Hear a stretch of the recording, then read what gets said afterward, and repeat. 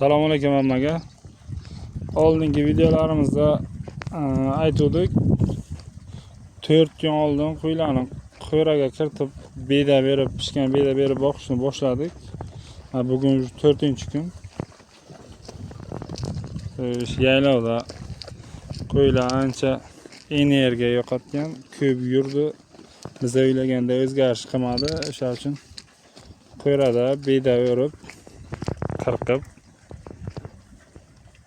boqamiz. Mana oxirlari to'ylar xohlaganicha.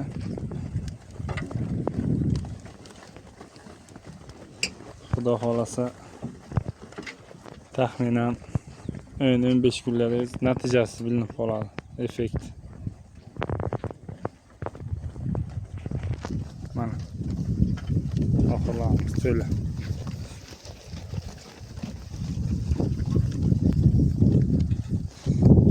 Yana bitta narsa, faqat beda bilan boqamiz, yemsiz. Yem berayotganimiz yo'q. Bizda shu pishgan bedani xuddi yemday molga yuqadi, yemday molni semirtiradi deb oldindan shunaqa pishgan beda berib boqilgan mollar. O'sha uchun qo'ylarni to'yganicha faqat 3 mahal to'yganicha pishgan beda beramiz.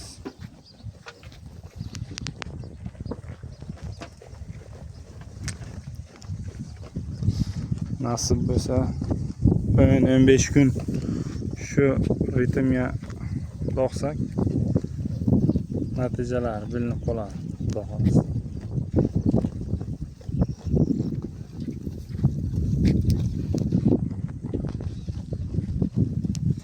Keyingi videolarimizda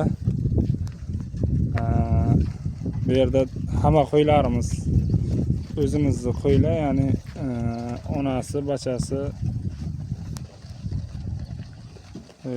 o'tgan yilki baralar bu o'zidan o'zi,